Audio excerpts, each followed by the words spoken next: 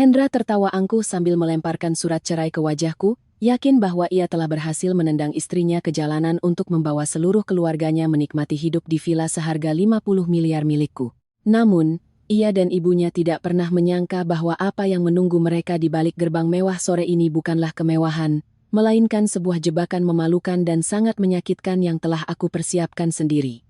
Aku melangkah keluar dari gerbang pengadilan di saat teriknya matahari sore Jakarta sedang membakar aspal jalanan. Hawa panas yang menyengat menguap ke udara, membuat pandangan ke arah deretan kendaraan yang berlalu lalang tampak mengabur. Namun anehnya, hatiku justru terasa sangat sejuk. Di tanganku ada putusan cerai yang tintanya baru saja mengering. Kertas tipis itu entah mengapa terasa memiliki bobot bertonton, karena kertas itulah yang baru saja meletakkan titik akhir dari 5 tahun hidupku, sebagai menantu dan istri yang penuh dengan penghinaan dan air mata. Aku menarik napas dalam-dalam.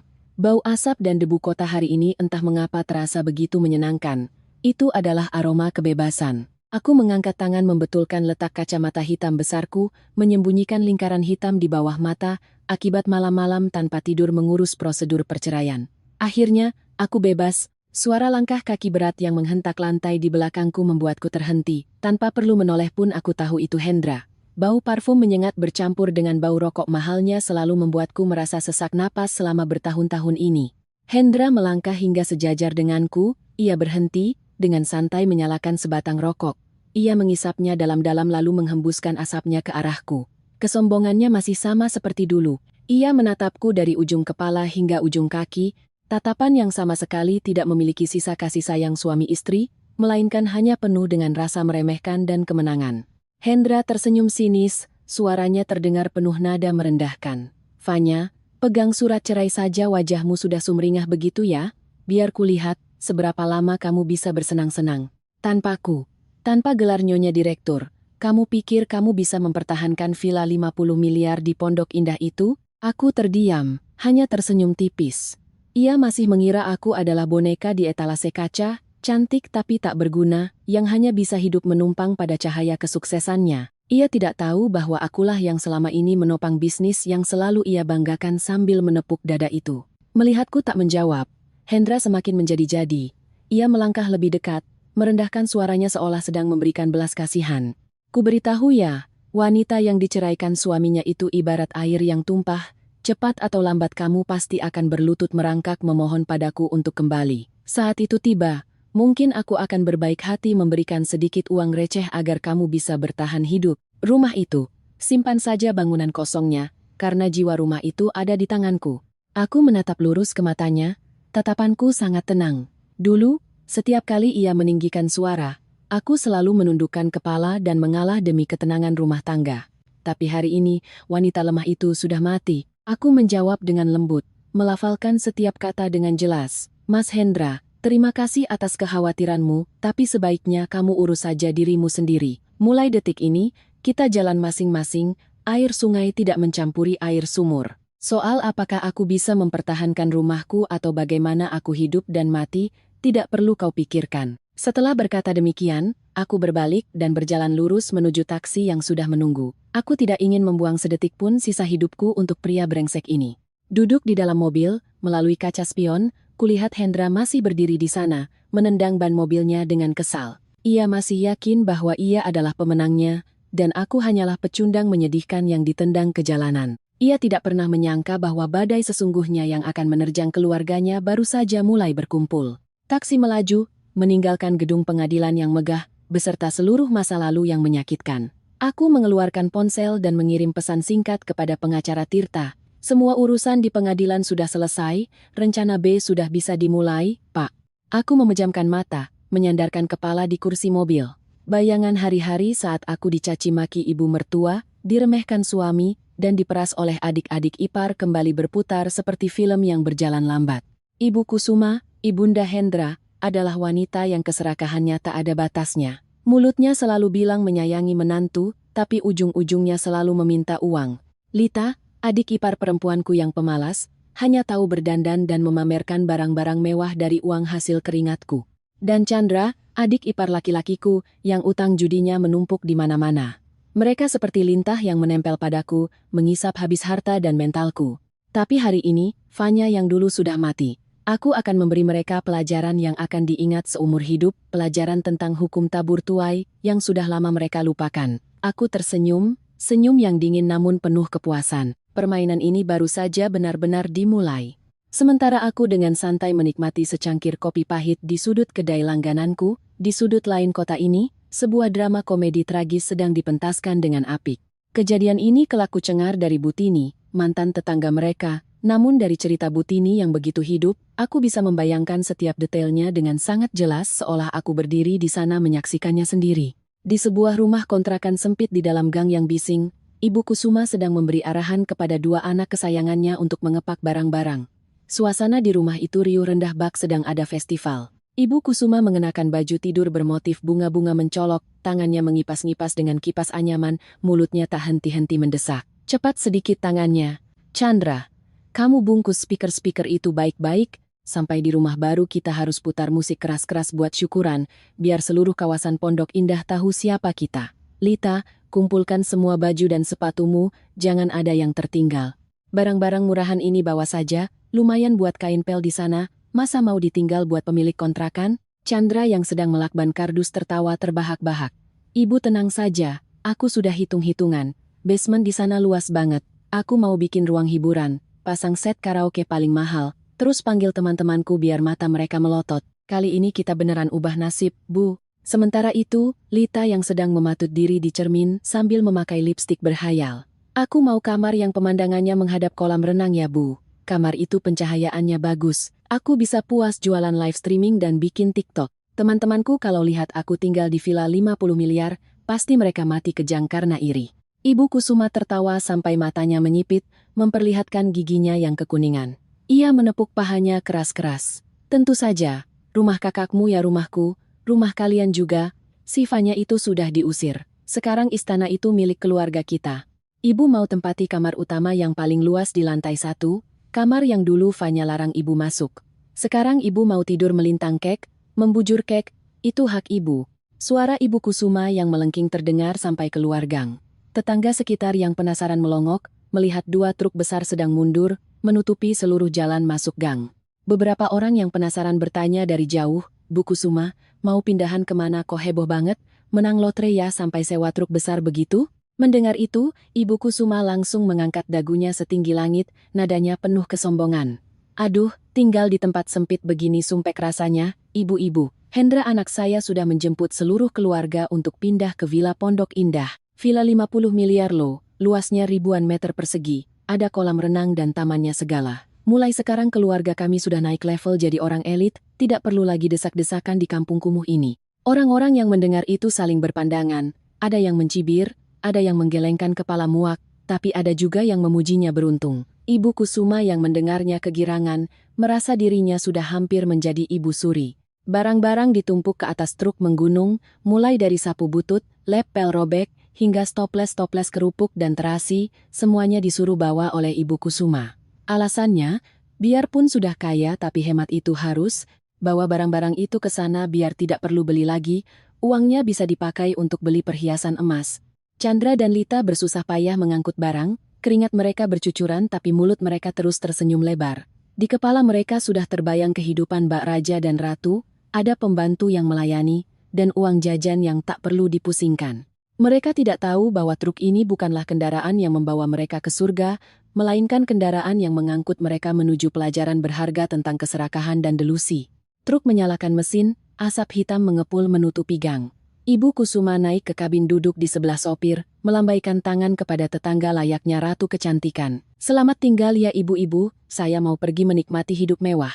Iring-iringan truk itu melaju membawa mimpi indah tiga ibu dan anak tersebut, meluncur lurus menuju Jakarta Selatan. Aku duduk di kedai kopi, melirik jam tanganku. Momen dramatis itu sudah hampir tiba. Aku menyesap air, rasa pahit kopi perlahan meleleh di ujung lidah, meninggalkan sisa rasa manis. Memang benar ada hukum tabur tuai di dunia ini. Dan hari ini adalah hari penagihannya. Tepat pukul 2 siang, matahari Jakarta terasa seperti menyemburkan api ke atas kepala. Udara sangat pengap hingga bernapas pun terasa berat. Dua truk besar yang membawa harta benda dan mimpi keluarga Ibu Kusuma melaju gemuruh memasuki kawasan perumahan elit Pondok Indah. Pohon-pohon hijau yang rindang di kiri kanan jalan serta rumah-rumah mewah dengan gerbang tinggi tertutup rapat membuat ketiga orang itu terpukau. Chandra mengeluarkan kepalanya dari jendela truk, matanya berbinar seperti lampu sorot, mulutnya berkomat-kamit menghitung berapa nilai kawasan perumahan ini. Truk berhenti di depan gerbang villa nomor 86. Gerbang besi tempa berornamen seni yang masif dan megah berdiri gagah di bawah terik matahari. Ibu Kusuma dengan cekatan melompat turun dari truk, tangannya menggenggam erat serenceng kunci lama yang diam-diam ia gandakan saat Hendra masih tinggal bersamaku.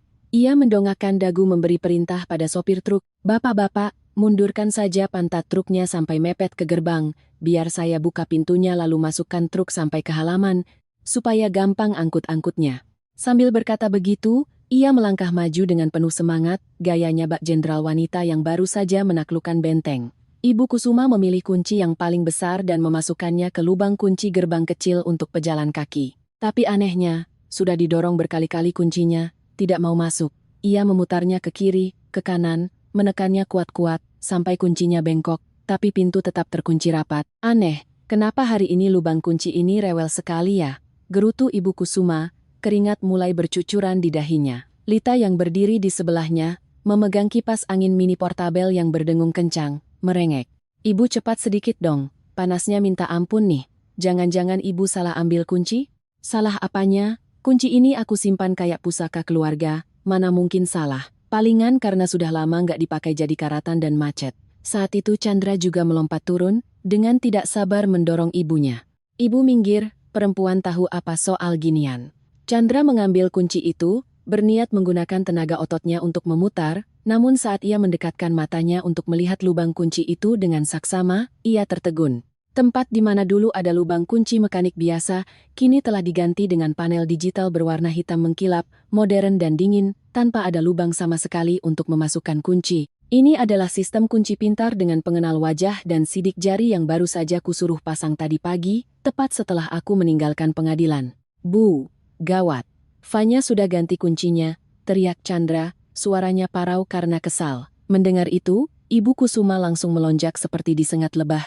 Ia berlari mendekat, menempelkan wajahnya ke panel digital itu, lalu memukul-mukulnya dengan tangan. "Apa? Dia berani ganti kunci? Rumah anakku tapi dia berani ganti kunci sembarangan? Buka pintunya sekarang juga." Tentu saja yang membalas teriakannya hanyalah diamnya balok logam itu dan bunyi bip-bip error yang memekakan telinga dari sistem keamanan. Gerbang tetap tertutup rapat, dengan dingin menolak tamu-tamu tak diundang ini. Panas matahari ditambah dengan kekecewaan membuat darah Ibu Kusuma mendidih. Ia mulai kehilangan kendali. Ia melempar kunci ke tanah, lalu menggoyang-goyangkan gerbang besi itu dengan kedua tangannya. "Vanya, keluar kamu. Jangan sembunyi kayak tikus di dalam sana. Buka pintunya. Rumah ini rumah Hendra, kamu tidak punya hak melarangku masuk," teriakan Ibu Kusuma merobek keheningan kawasan elit tersebut. Lita yang melihat ibunya mengamuk ikut-ikutan. Ia melepas sepatu hak tingginya dan memukulkannya ke jeruji besi. "Mbak Vanya, jangan jahat begitu ya. Kalau sudah cerai, kembalikan rumah ini ke kakakku. Merampas harta orang itu bisa dipenjara loh." Para sopir truk yang melihat pemandangan itu hanya bisa menggelengkan kepala muak. Salah satu sopir menyalakan rokok dan berteriak, "Woi Bu, ini bisa masuk nggak sih? Kalau nggak bisa, kasih tahu dong biar kami nggak nunggu. Panas-panasan begini argo sewa truknya jalan terus loh." Mendengar kata uang, Ibu Kusuma semakin murka. Ia berbalik dan membentak sopir itu. "Tunggu sebentar, nanti kalau aku sudah masuk, kubayar 2 kali lipat. Sekarang diam dulu, aku mau urus perempuan siluman rubah ini." Ibu Kusuma kembali menghadap gerbang. Kali ini ia tidak menggoyangkannya lagi, melainkan mulai memungut batu bata di pinggir jalan dan melemparnya ke dalam halaman, sambil memaki dengan kata-kata paling kasar yang bisa ia pikirkan. Hayalan bersantai di kamar ber-AC tiba-tiba sirna, digantikan oleh kemarahan seorang pendengki, yang mangsanya direbut tepat di depan mulutnya. Keributan di depan gerbang villa nomor 86 dengan cepat menarik perhatian seluruh kompleks. Di kawasan Tanah Emas ini, orang sangat menghargai privasi dan keheningan, jadi tindakan keluarga Ibu Kusuma sama saja dengan melemparkan kotoran ke tengah pesta perjamuan. Sebuah mobil patroli golf milik manajemen kompleks perlahan mendekat. 2 satpam berseragam rapi turun, seorang satpam muda, yang tampak terpelajar namun tegap, mendekati Ibu Kusuma dan mengingatkannya dengan sopan, "Mohon maaf Ibu, Bapak, dan Bak, ini adalah kawasan perumahan yang membutuhkan ketenangan. Mohon untuk menjaga ketertiban umum. Jika ada sengketa, silakan diselesaikan di kelurahan atau hubungi pemilik rumah untuk bicara baik-baik. Tolong jangan teriak-teriak dan melempar batu seperti ini, mengganggu penghuni lain. Ibu Kusuma yang sedang mendidih darahnya, melihat satpam datang bagaikan menemukan sasaran empuk untuk melampiaskan amarah. Ia berkacak pinggang dan menyerang satpam muda itu, ludahnya muncrat kemana-mana. Kamu itu siapa berani menceramahiku? Aku ini ibu dari pemilik rumah ini. Aku mau pulang ke rumahku, apa urusannya sama kalian? Kalian ini cuma anjing penjaga, tahu apa hah? Satpam itu mengernyitkan dahi, berusaha tetap tenang menghadapi kata-kata kasar itu. Ibu tolong bicara yang sopan, kami sedang menjalankan tugas pengamanan. Saat ini pemilik rumah, Ibu Fanya, tidak ada di tempat atau tidak mengizinkan ibu masuk. Ibu tidak berhak merusak properti atau membuat keributan. Chandra yang melihat ibunya ditegur, merasa jiwa premannya terpanggil. Ia menggulung lengan bajunya memperlihatkan tato yang berantakan di lengannya, lalu menerjang dan mendorong dada satpam itu kuat-kuat. Kamu mau ngelawan ha? Aku ini adik pemilik rumah. Ini rumahku, aku mau pulang. Aku mau teriak kek. Mau ngerusak kek, itu urusanku. Coba aja sentuh aku, besok kamu langsung kupecat. Satpam itu mundur selangkah untuk menjaga keseimbangan, tangannya meraih walkie-talkie, suaranya menjadi lebih tegas. Tolong jaga jarak mas. Kalau Anda masih melakukan tindakan penyerangan fisik terhadap petugas keamanan, kami terpaksa mengambil tindakan tegas dan lapor polisi. Melihat Chandra agresif, Ibu Kusuma langsung mengubah taktik.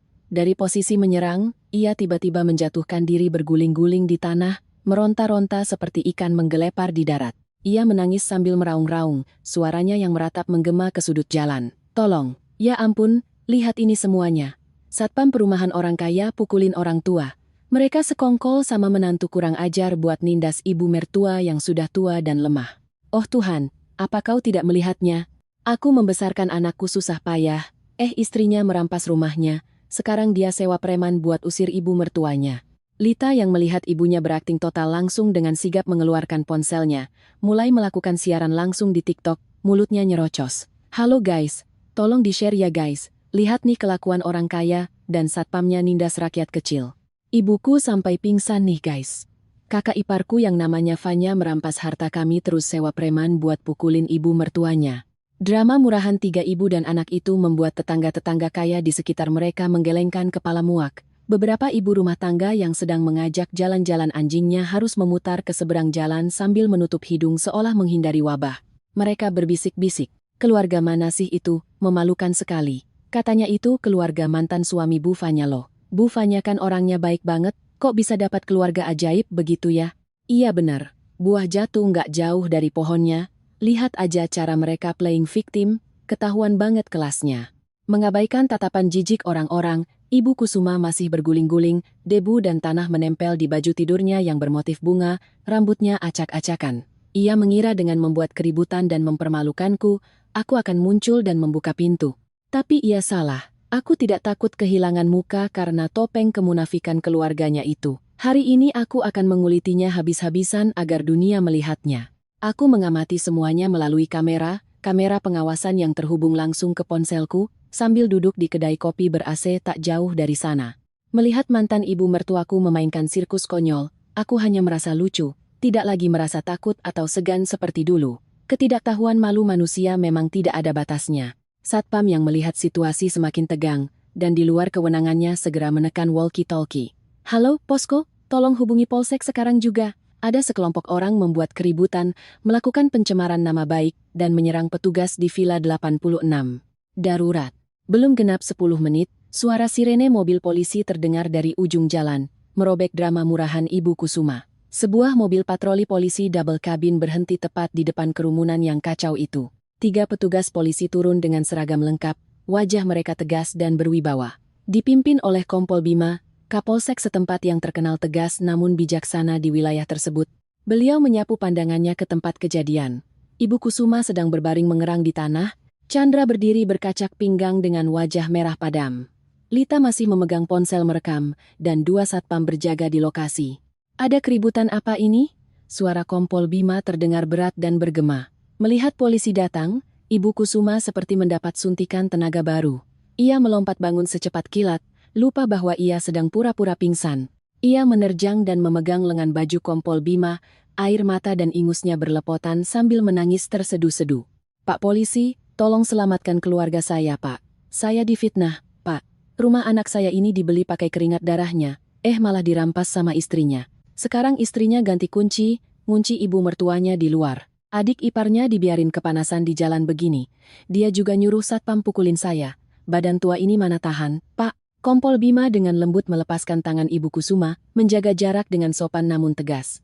"Ibu tenang dulu, kalau ada masalah silakan sampaikan pelan-pelan. Tolong Ibu berdiri, jangan tarik-menarik. Di sini ada kamera.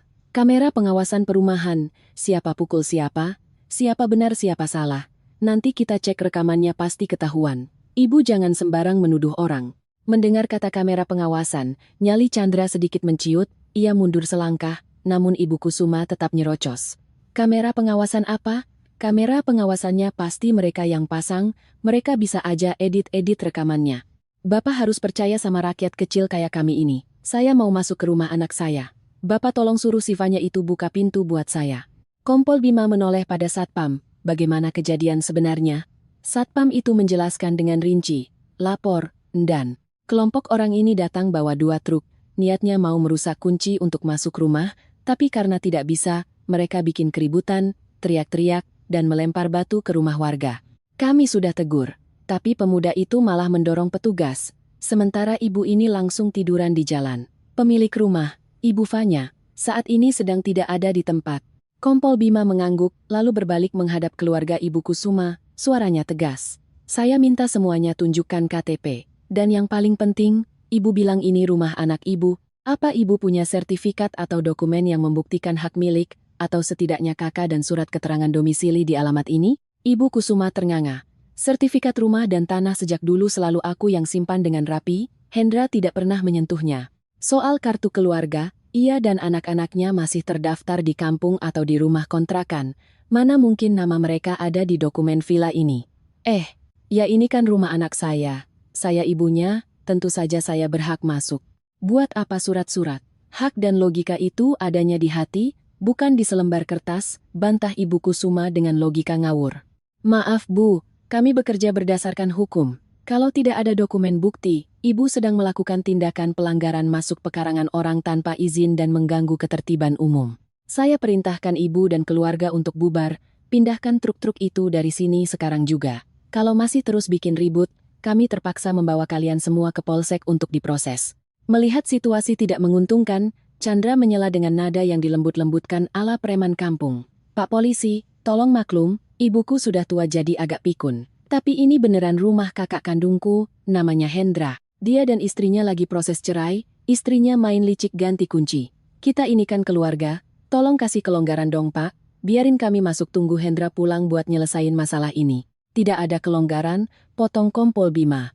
"Sengketa harta gonogini pasca perceraian itu urusan pengadilan. Selama belum ada putusan inkrah atau persetujuan dari pemilik sah saat ini, kalian tidak berhak memaksa masuk." Tepat saat suasana sangat tegang, dan Ibu Kusuma bersiap untuk mengeluarkan jurus mengamuk jilid 2, sebuah taksi putih mewah meluncur dan berhenti tepat di sebelah mobil polisi. Pintu mobil terbuka, sepasang sepatu hak tinggi yang runcing menyentuh aspal. "Itu aku." Aku turun dari mobil, tampil rapi dengan rok kerja biru dongker yang elegan, tanganku memegang sebuah map tebal. Aku melepas kacamata hitam, menatap lurus ke arah kerumunan yang sedang heboh itu. Pandangan mataku yang tajam menyapu wajah pucat Ibu Kusuma, Lita, dan Chandra. Aku tersenyum, senyum basa-basi yang penuh otoritas, lalu berjalan lurus ke arah Kompol Bima. "Selamat siang bapak-bapak polisi, selamat siang semuanya. Saya Fanya, satu-satunya pemilik sah villa ini. Ada masalah apa sampai semuanya berkumpul ramai-ramai di depan rumah saya?" Melihatku, Ibu Kusuma seolah melihat musuh bebuyutannya. Ia menunjuk wajahku dan menjerit, "Hei anak kurang ajar, berani juga kamu nampakin muka ya? Cepat suruh polisi buka pintunya buat aku. Kamu mau merampas rumah anakku, hah?" Aku sama sekali tidak meliriknya. Dengan tenangku serahkan map itu kepada Kompol Bima. "Pak, ini sertifikat hak milik, SHM, atas nama saya sendiri, beserta surat perjanjian pranikah dan pemisahan harta yang sudah dilegalisasi notaris. Dan ini adalah salinan putusan cerai dari pengadilan yang sudah berkekuatan hukum tetap sejak 3 hari lalu. Rumah ini sepenuhnya milik saya, tidak ada hubungannya sama sekali dengan Mas Hendra atau keluarganya." Kompol Bima mengambil dokumen itu, membalik halamannya dan memeriksanya dengan teliti, lalu mengangguk membenarkan. Tindakan itu bagaikan sember air es yang disiramkan langsung ke wajah 3 ibu dan anak itu, memadamkan sepenuhnya api keserakahan yang menyala-nyala dalam diri mereka. Suasana di depan gerbang villa saat itu setegang tali yang hampir putus. Kehadiranku dengan dokumen legal di tangan telah mengubah peta kekuatan sepenuhnya. Aku berdiri di sana, punggung tegak, kepala menengadah, menghadapi tatapan penuh kebencian dari mantan ibu mertua dan rasa penasaran dari para tetangga. Kompol Bima memegang sertifikat merah muda itu di tangannya, membalik setiap halamannya dengan hati-hati. Ia mencocokkan nomor KTP, membandingkan foto, dan membaca dengan saksama catatan tentang asal-usul aset tersebut.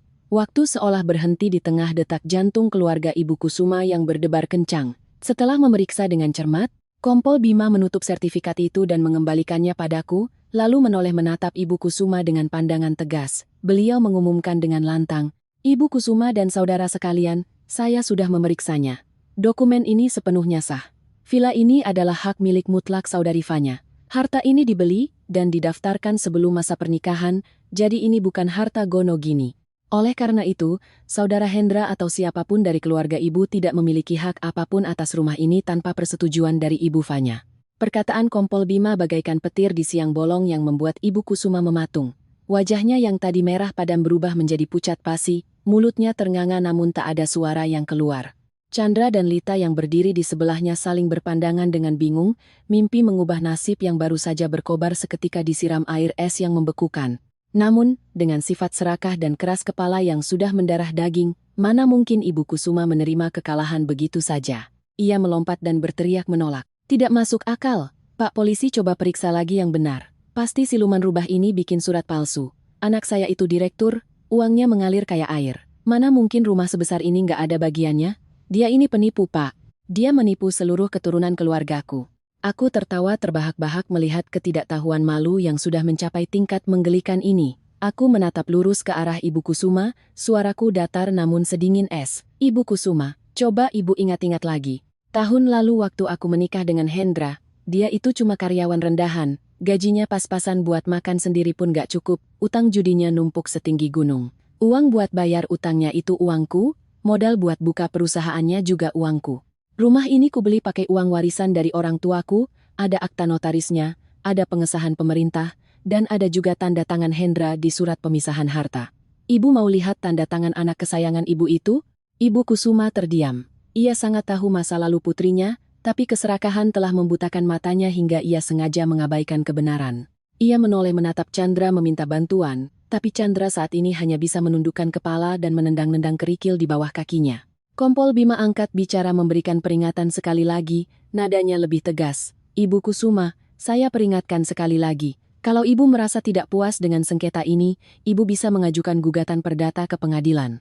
Tapi untuk saat ini, secara hukum dan ketertiban umum, Ibu Fanya adalah pemilik sah.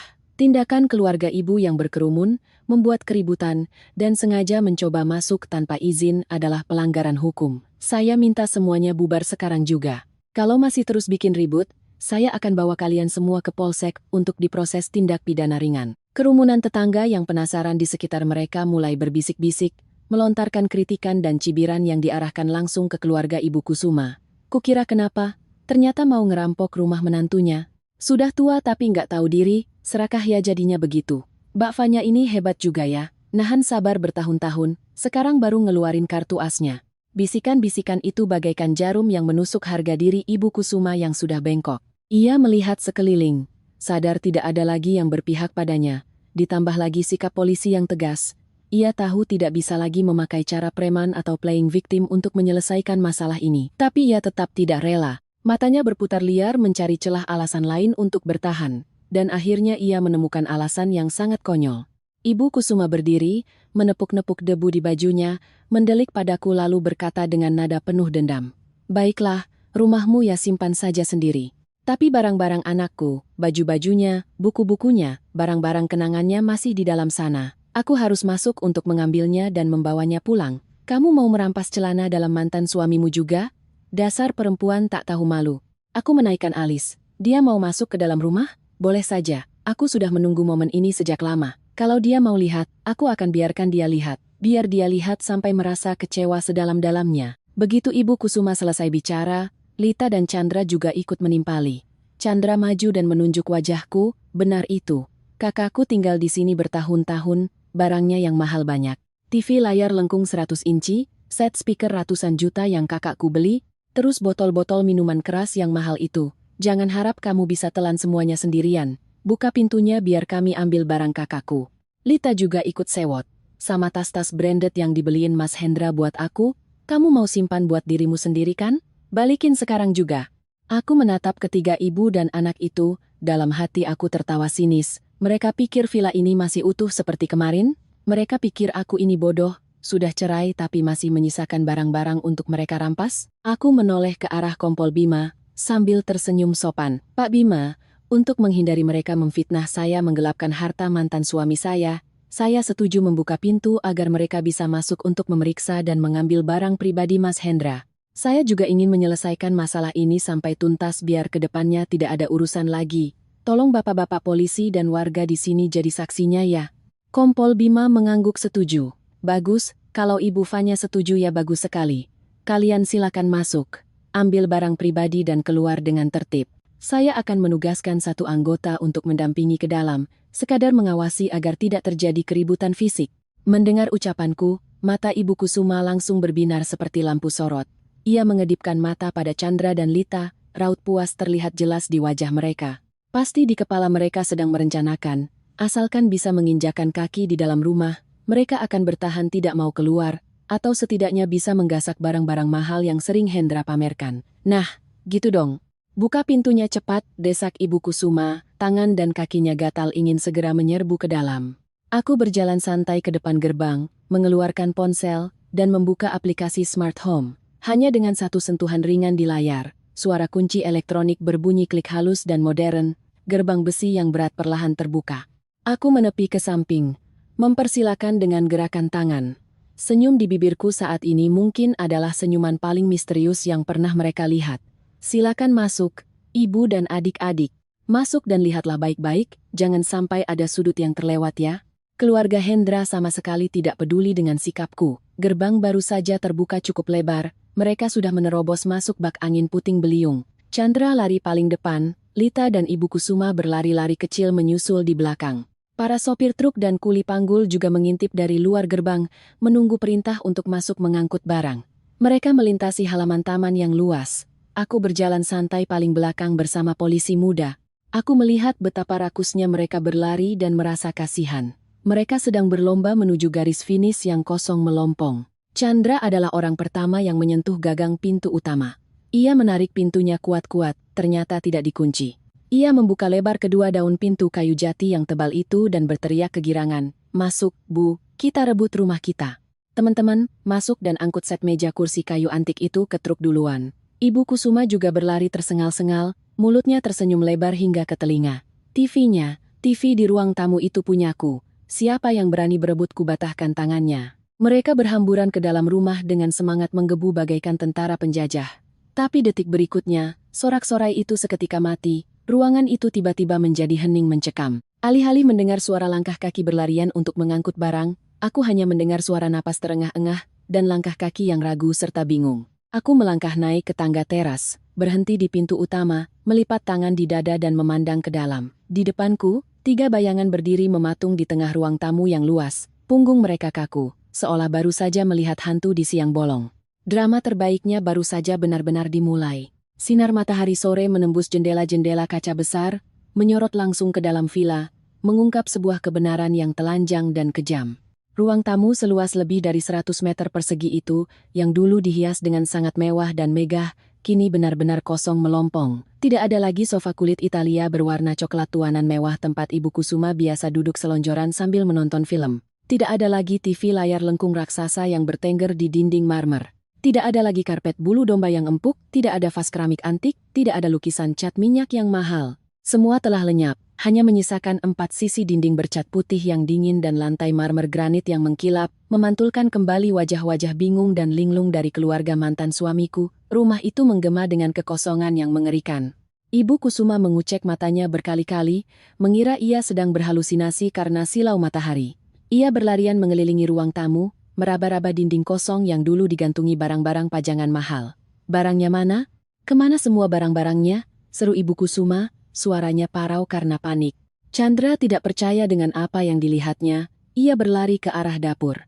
Aku mendengar suara ia membuka paksa pintu-pintu lemari dapur dan menarik laci-laci dengan keras. Ibu, dapurnya juga nggak ada apa-apa. Kulkas, oven, dishwasher, sampai sendok garpu aja ludes semua. Suara Chandra terdengar penuh kepanikan dari arah dapur.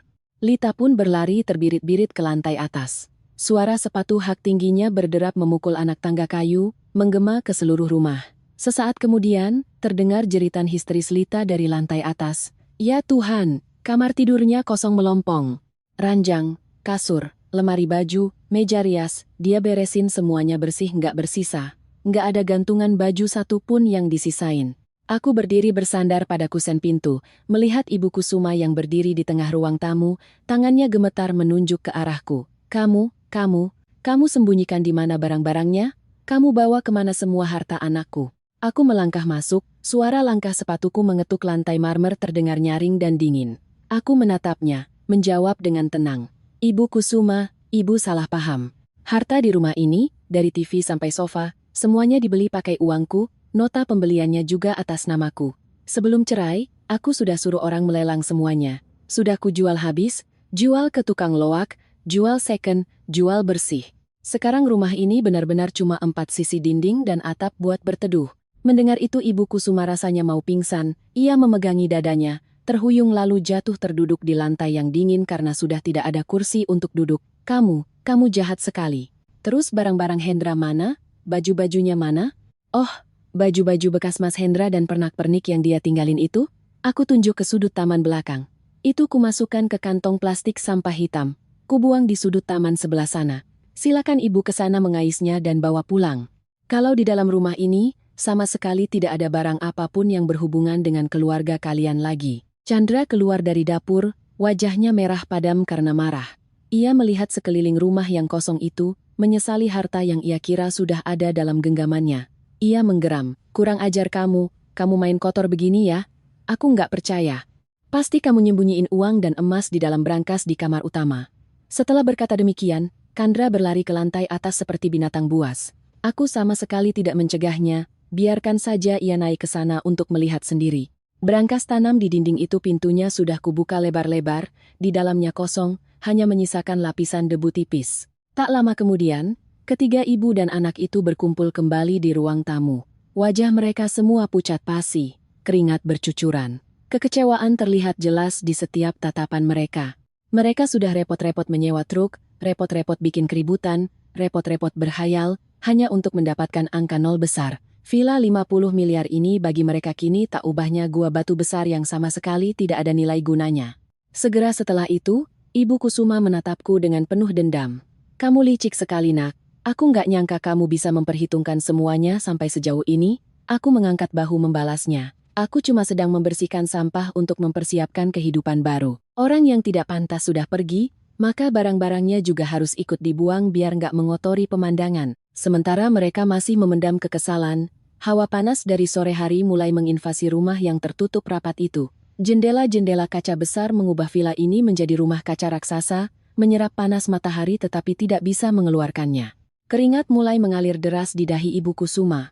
Mimpi buruk selanjutnya bagi mereka baru saja dimulai. Panasnya Jakarta di bulan April bukan main-main. Suhu di luar mencapai hampir 40 derajat Celcius, dan di dalam villa berkaca tertutup ini, suhunya jauh lebih mengerikan. Udara pengap dan kekurangan oksigen membuat orang merasa sulit bernapas. Lita adalah orang yang daya tahannya paling lemah, anak manja yang terbiasa hidup enak, pergi kemana-mana harus ada AC. Sekarang, makeup di wajahnya luntur berantakan karena keringat, bles sutranya lengket di punggungnya. Ia mengipasi dirinya sendiri sambil merengek. Panas banget, kok di dalam rumah rasanya kayak di dalam oven begini sih? Chandra, kamu nyalain AC-nya dong. Chandra yang sedang kesal mendengar perintah kakaknya, dengan gusar pergi mencari panel kontrol. Ia berlari ke sakelar utama, menekan-nekan tombol kontrol AC sentral dengan brutal. Tapi balasannya hanyalah kesunyian yang menakutkan, tidak ada suara dengungan kipas yang familiar, tidak ada embusan udara dingin yang keluar, layar kontrolnya hitam pekat. Aneh, kok nggak ada listrik? Apa rusak ya? Chandra memukul-mukul panel kontrol itu. Lita yang sudah tidak tahan kepanasan, berniat berlari ke kamar mandi di lantai bawah untuk membasuh mukanya agar segar.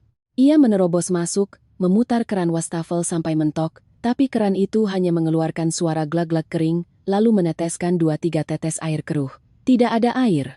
Lita berteriak dari dalam kamar mandi. Ibu, air juga nggak ada. Haus banget, panas banget, aku bisa mati nih. Ibu Kusuma yang duduk ndeprok di lantai, punggungnya basah kuyup oleh keringat, mendengar jeritan anak perempuannya semakin panik. Ia menoleh dan membentakku, Fanya, kamu ngapain sih? Kenapa listrik nggak ada, air nggak ada?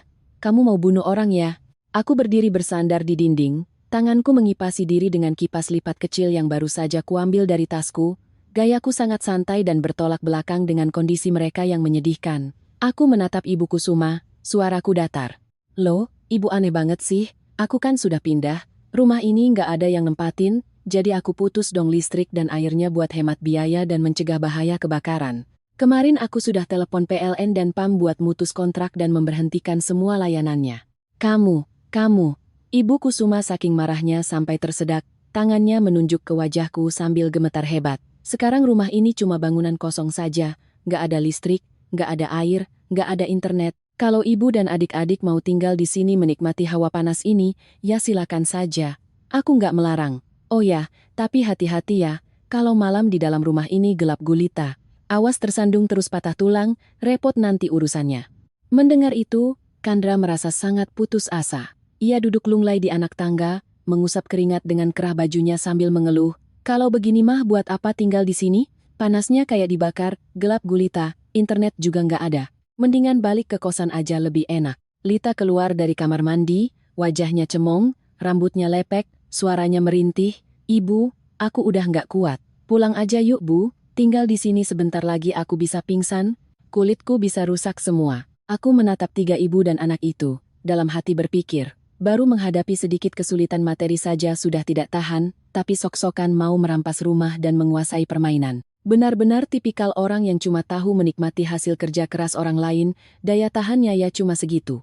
Ibu Kusuma memandang berkeliling rumah yang sangat luas itu, yang kini telah berubah menjadi kotak kaca yang memanggang. Ia merasa sayang, tetapi panas yang nyata sedang membakar kulitnya. Ia merangkak bangun dengan susah payah, mencoba menyelamatkan sisa harga dirinya yang terakhir. Baiklah, kamu memang hebat. Hari ini aku kurang persiapan jadi kulepaskan kamu. Tapi jangan kira ini sudah selesai. Besok aku akan panggil tukang listrik dan PAM untuk menyambungnya lagi. Rumah anakku, terserah aku mau pasang listrik kapan saja. Itu hakku. Aku tersenyum. Boleh saja, kalau ibu punya bukti kepemilikan untuk tanda tangan kontrak baru dengan PLN. Tapi kalau menyambung sembarangan tanpa izin, hati-hati kena denda dan dituntut hukum ya. Ibu Kusuma mendengus keras, lalu mendongakkan dagu memberi perintah pada kedua anaknya. Ayo pulang, di sini pengap. Aura perempuan jahat ini terlalu pekat, aku sampai sesak napas. Kita pulang susun rencana lain. Mereka berjalan gontai menuju pintu keluar, gayanya seperti pecundang yang kalah perang, tapi aku belum mau melepaskan mereka begitu saja. Masih ada satu pukulan psikologis lagi yang harus kulayangkan untuk memastikan mereka tidak berani mendekat ke sini untuk membuat kerusakan. Ketika keluarga Ibu Kusuma menyeret kaki mereka menuju pintu utama dan berniat berbalik pergi, aku memanggil mereka. Tunggu sebentar, sebelum pulang, tolong lihat ke dinding sebentar. Aku menunjuk ke arah dinding putih yang berhadapan dengan pintu keluar. Di sana, aku sudah menempelkan selembar kertas HVS A4, tercetak tulisan berwarna merah terang, hurufnya besar dan jelas, langsung menarik perhatian mata.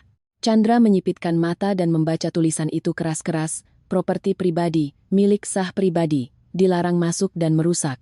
Setiap tindakan perusakan, walaupun hanya goresan pada cat dinding, akan dituntut atas tindak pidana perusakan barang milik orang lain. Setelah membaca, Chandra menoleh menatapku dengan wajah meremehkan. Kamu lagi nakut-nakutin siapa? Kertas rongsokan ini mau dipakai buat nakut-nakutin aku? Aku mau coret-coret di situ emangnya kamu bisa apa? Aku melangkah mendekati kertas itu, lalu menunjuk ke arah langit-langit. Di sana ada sebuah titik hitam kecil dengan lampu merah berkedip, coba kamu lihat baik-baik. Itu adalah kamera-kamera pengawasan dengan baterai cadangan. Beroperasi mandiri tanpa perlu listrik dari PLN. Datanya dikirim langsung ke server perusahaan keamanan dan ke ponselku. Rekamannya sangat jernih loh, resolusinya 4K, sampai pori-pori pun kelihatan. Aku berhenti sejenak untuk mengamati perubahan ekspresi tiga ibu dan anak itu, lalu melanjutkan dengan nada tegas. Rumah ini baru saja kucat ulang seluruh dinding dan lantainya untuk persiapan dijual. Nilai kontrak renovasinya 1 miliar. Kalau kalian membuat goresan di lantai, mengotori dinding, atau memecahkan kaca, aku akan ambil rekaman kamera pengawasannya, buat laporan ke polisian, dan menuntut kalian ke pengadilan atas tuduhan perusakan aset. Saat itu terjadi, bukan cuma harus ganti rugi miliaran rupiah, tapi kalian juga terancam masuk penjara. Kamu pasti sangat paham kan Chandra, kalau sudah punya catatan kriminal nanti susah cari kerja. Mendengar kata ganti rugi miliaran dan masuk penjara, wajah Chandra pucat pasi, ia menarik tangannya, tidak berani menyentuh dinding itu lagi. Lita juga merapat ke tubuh ibunya, menatap ketakutan ke arah kamera pengawasan di langit-langit seolah melihat monster. Ibu Kusuma meskipun marah tapi juga takut kehilangan uang. Ia adalah ratunya pelit, sepeser pun tidak sudi ia keluarkan, apalagi harus ganti rugi miliaran. Ia memelototiku tajam lalu menarik tangan kedua anaknya menyeret mereka keluar untuk pulang. Jangan berurusan lagi dengan perempuan gila ini, tunggu saja pembalasannya. Tuhan itu tidak tidur, kamu berkelakuan jahat begini tidak akan berakhir baik, nak. Aku berdiri melipat tangan, memandang punggung mereka yang berjalan lesu keluar gerbang, hatiku sangat lega. Aku membalas ucapan mereka dari kejauhan. Terima kasih atas kekhawatirannya, aku sangat percaya pada hukum karma. Siapa menabur angin, dia yang akan menuai badai. Silakan ibu pulang, matahari sangat terik, awas kena heat stroke. Sesampainya di luar gerbang, rombongan sopir truk dan kuli panggul yang sedang menunggu sambil kepanasan di bawah pohon, melihat keluarga ibu Kusuma keluar dengan tangan kosong langsung bertanya bingung. Loh, jadinya nggak masuk ke dalam, Bu? Terus barang-barang di truk ini mau diapain? Sekarang mau diangkut balik ke tempat asal atau mau kemana? Ibu Kusuma yang sedang kesal dan ditodong pertanyaan beruntun langsung menjawab ketus. Masuk apanya? Rumah kayak oven gitu mana bisa ditinggalin? Kalian bawa balik aja barang-barangnya ke tempat semula.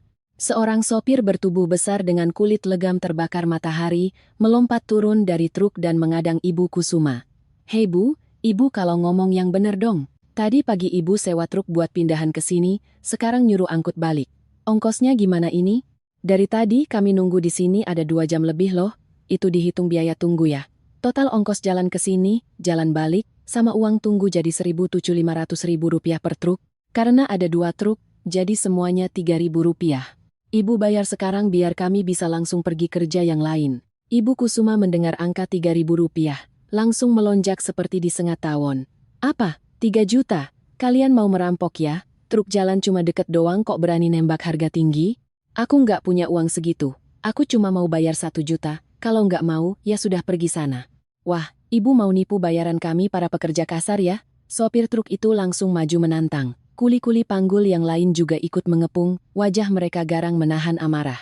Aku yang berdiri di halaman, mengintip dari balik celah gerbang besi, menyaksikan keributan kacau itu dan tak bisa menahan tawa. Ibu Kusuma akan segera mendapatkan pelajaran lain tentang meremehkan tenaga orang lain. Aku bersembunyi di balik gerbang besi, mengamati drama menarik yang sedang berlangsung tepat di depan rumah lamaku. Teriknya matahari sore pukul 3 membuat udara di sekeliling terasa pekat, tetapi hawa panas dari pertengkaran di luar sana jauh lebih dahsyat. Para sopir dan kernet, total sekitar 5-6 pria berbadan tegap dengan kulit terbakar matahari, sedang mengepung ketiga ibu dan anak itu. Mereka sudah menunggu berjam-jam di bawah panas yang memanggang, perut lapar, mulut haus, dan kesabaran mereka sudah habis sejak tadi. Sekarang mendengar barang harus dibawa balik dan harganya mau ditekan, kemarahan mereka meledak bak api disiram bensin. Sopir yang bernama Harry, berbadan gempal dan lengannya penuh tato sangar, melangkah ke hadapan Ibu Kusuma. Ia mengisap rokok kreteknya, menghembuskan asap tebal lalu membentak, "Si ibu ini lucu banget ya. Ibu pikir kami jalanin truk pakai air daun? Bensin naik, bayar tol, belum lagi tenaga teman-teman kuli yang keluar keringat dan tenaga. Kesepakatan awal itu 1 juta 1 truk buat sekali jalan, karena 2 truk jadi 2 juta. Sekarang ibu suruh angkut balik, harusnya dihitung sekali jalan lagi. Terus ditambah uang tunggu dari tadi. Saya kasih harga murah total 3 juta itu udah mandang ibu orang tua loh. Jangan ibu mau ngakalin kami di sini ya." Meskipun dalam hatinya sudah gemetar ketakutan, sifat pelit dan kebiasaan merundung orang kecil membuat Ibu Kusuma tetap ngotot melawan. Ia mengibaskan tangannya sambil cemberut. "Kalian kerja kok kayak perampok siang bolong? Truknya kan belum jalan kemana-mana? Dari tadi juga cuma parkir diam di sini. Aku cuma mau bayar uang jasa kalian dari rumah kontrakan ke sini aja. 1 juta itu udah untung besar tahu. Ambil ini terus pergi, jangan sampai aku panggil polisi. Mendengar kata polisi, kelompok sopir itu malah tertawa sinis. Harry membuang puntung rokoknya ke tanah, menginjaknya sampai hancur, lalu melangkah sangat dekat ke arah Ibu Kusuma. Bayangan tubuhnya yang besar menutupi wanita tua itu. Ibu mau panggil polisi? Boleh saja. Panggil sana, biar kita lihat polisi bela pekerja jujur atau bela penipu yang gak mau bayar utang. Asal ibu tahu ya, kami kerja di jalanan belasan tahun, udah ketemu segala macam jenis orang. Jangan sampai saya panggil anak-anak preman turun tangan buat kasih ibu pelajaran. Kalau sampai mereka yang turun, bukan 3 juta lagi bayarnya, tapi 30 juta buat biaya rumah sakit. Chandra yang melihat ibunya diancam, berniat ikut campur. Ia menggulung lengan bajunya, mencoba bersikap layaknya preman jalanan juga. Heh mas, kalau ngomong dijaga ya, ibuku udah tua, jangan main ancam. Duitnya kan bisa dinego pelan-pelan, gak usah pakai urat gitu. Harry menoleh dan melotot tajam pada Chandra, matanya memerah. Kamu ini bocah ingusan dari mana? Berani ikut campur? Aku lagi ngomong sama penyewa, kalau kamu mau bayarin ibumu, keluarin dompetmu sekarang. Kalau nggak punya duit, tutup mulutmu dan minggir sana. Chandra yang terintimidasi oleh aura Harry, ditambah lagi melihat beberapa kernet di belakang sudah memegang kunci roda besi, langsung ciut seperti balon kempis. Ia mundur dan bergumam pelan, saya kan cuma nyuruh tenang aja. Ibu Kusuma menatap anak laki-lakinya yang pengecut, lalu menatap para sopir truk yang beringas. Sadar bahwa hari ini ia berhadapan dengan orang yang salah, wajahnya pucat ketakutan. Dengan tangan gemetar, ia merogoh tas kain kumal yang disembunyikan di balik bajunya. Itu adalah uang simpanannya yang ia kumpulkan untuk masa tua atau untuk membeli perabotan baru untuk villa impiannya. Ibu Kusuma menghitung lembaran pecahan 100.000 satu persatu, tangannya sangat gemetar hingga hampir menjatuhkan uangnya ke tanah. Ia menghitungnya berulang-ulang, wajahnya sangat tersiksa seolah ususnya sedang dipotong-potong. Ini 3 juta, kalian ambil dan angkut barang-barangku balik, ingat bawanya hati-hati. Kalau sampai ada lemari yang lecet, aku minta ganti rugi. Harry merebut tumpukan uang itu, menghitungnya dengan cepat dan cekatan, lalu tersenyum sinis. Gitu dong. Lain kali kalau nggak punya duit nggak usah gaya-gayaan sewa truk gede, nyusahin orang kerja aja. Setelah menerima uang, sikap para sopir itu langsung berubah. Mereka bersiul-siul memanjat naik ke atas truk dan menyalakan mesin. Asap hitam pekat menyembur tepat ke wajah 3 ibu dan anak yang sedang berdiri linglung di tengah jalan. Aku berdiri di dalam halaman menyaksikan semua pemandangan itu, merasakan kepuasan menjalar di dalam hatiku. Itulah harga yang harus dibayar atas keserakahan dan sikap merendahkan orang lain.